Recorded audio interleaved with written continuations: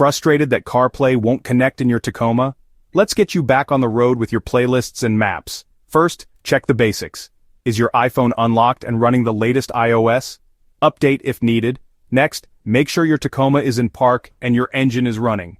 Now grab your iPhone's cable. Use an official Apple cable if you can, as cheap ones often cause issues. Plug it into your truck's USB port, not a charging-only port. Look for the USB label near the port. If CarPlay still doesn't pop up, check your phone settings. Go to Settings, General CarPlay, and see if your Tacoma shows up. If it does, tap it and select Forget this car. Then reconnect. Still no luck?